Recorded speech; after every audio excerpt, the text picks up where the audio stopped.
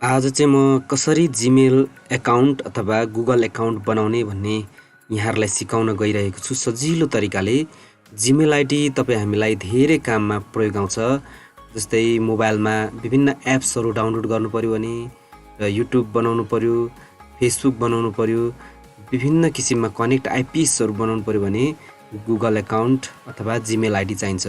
त्यो म सजिलो तरिकाले ल्यापटपबाट कसरी बनाउन सकिन्छ भन्ने म सिकाउन गइरहेको छु। म यहाँहरूलाई मेरो स्क्रिन सेयर गर्न चाहन्छु। सबैभन्दा पहिला यहाँहरूले यहाँ ल्यापटपमा रहेको कुनै ब्राउजर ओपन गर्नुहोला। म यहाँनिर गुगल क्रोम ब्राउजर ओपन गर्दैछु। यो एड्रेस बारमा यहाँहरूले www.gmail.com टाइप गर्नुहोस् र इन्टर गर्नुहोस्। इन्टर गरेपछि यहाँनिर एउटा यस्तो इन्टरफेस खुल्छ। यहाँनिर Google sign in to continue to Gmail भन्ने छ। यो जीमेल अर फोन भन्नेलाई छाडिदिनुहोस्। यहाँ तल एउटा क्रिएट एकाउन्ट भन्ने छ, अलिकति तलतिर क्रिएट एकाउन्टमा क्लिक गर्नुहोस्। अब यहाँनिर हामीले पर्सनल युजको लागि हामीले बनाउँदैछौँ, त्यसमा फर माई पर्सनल युजमा क्लिक गर्छौँ र यहाँनिर नाम लेख्छौँ। म यहाँ नाम लेख्छु, मेरो नाम लेख्छु म यहाँ राजेन्द्र। यहाँनिर नेक्स्ट गर्छु। यहाँनिर तपाईँ हाम्रो चाहिँ बेसिक इन्फर्मेसनमा चाहिँ डेट अफ बर्थ हाल्नुपर्ने हुन्छ। डेट अफ बर्थ चाहिँ यहाँनिर इङ्ग्लिस डेट अफ बर्थ हाल्नुपर्ने हुन्छ। तपाईँले डेट अफ बर्थ इङ्ग्लिस बनाउन आएन भने म यहाँनिर देखाउन चाहन्छु, Nepali to English date converter भन्नेमा टाइप गरेर इन्टर गर्नुहोस्। त्यसपछि यहाँनिर हाम्रो पात्रो भन्ने क्लिक गर्नुहोस्। त्यसपछि यहाँनिर देख्न सक्नुहुन्छ एउटा यस्तो इन्टरफेस खुल्छ, convert to English AD, convert to Nepali BS. अब यहाँनिर फागुनमा क्लिक गर्छु, यहाँ 14मा क्लिक गर्छु, यहाँ 2044 यहाँ कन्भर्ट गऱ्यो भने आयो 26 फेब्रुअरी 1988, 26 फेब्रुअरी 1988। अब यसैले म यहाँ गएर हान्छु, मन्थ भनेको फेब्रुअरी, डे भनेको 26 र इयर भनेको 1988।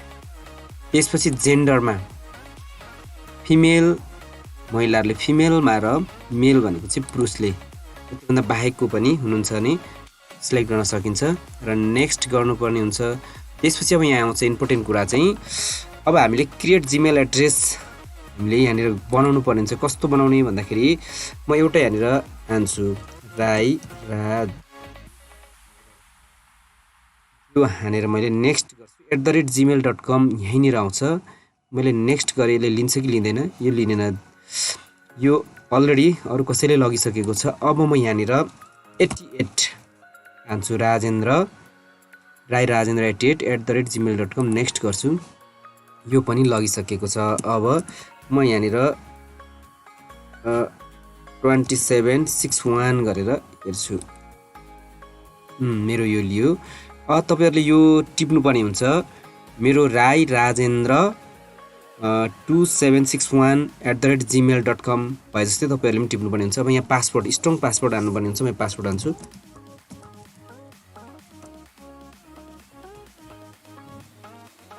फेरि पनि हान्नुपर्ने हुन्छ कन्फर्म।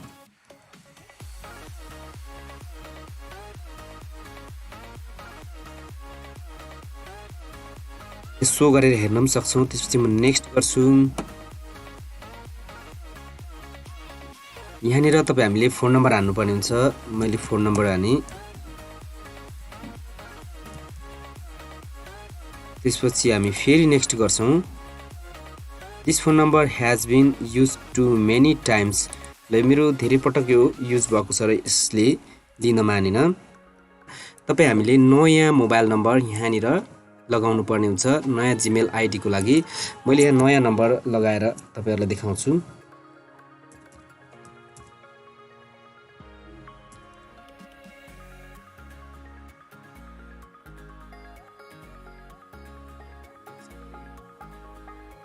यहाँनिर एउटा कोड आउँछ गुगलबाट। मैले यो कोड हानेपछि मात्रै तपाईँ हाम्रो यो भेरिफाई हुन्छ।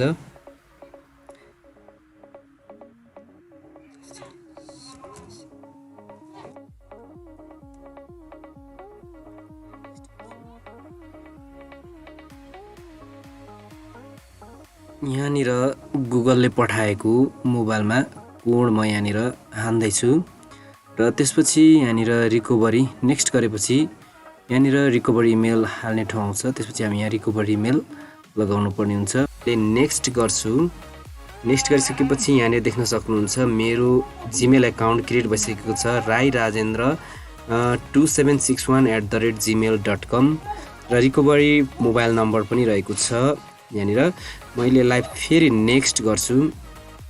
यहाँ देख्न सक्नुहुन्छ यहाँनिर तपाईहरुले अन्तिममा गएर केही नगरिकन यहाँनिर आई एग्रीमा क्लिक गर्नुस्।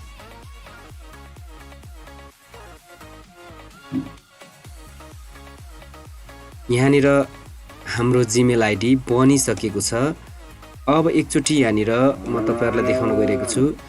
यहाँनिर good communication Rajendra finish setting of your new Google account भन्ने आइसकेको छ। अब तपाईँ हामीले यहाँनिर काम गर्न सक्छौँ। यहाँनिर प्राइमरी प्रमोसन सोसियल भन्ने रहेको छ। म यहाँ तपाईहरुलाई म एउटा मेल गरेर पनि देखाउँछु। यहाँ आफ्नै मेल 2 मा मैले अहिले बनाएको क्रिएट गरेको मेल गर्छु 2761@gmail.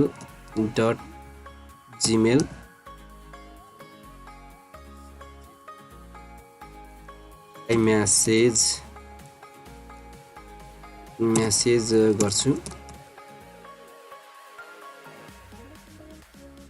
यहाँनिर म हाई भनेर एउटा मेसेज लेख्छु र त्यसपछि म यहाँ सेन्ड गरिदिन्छु।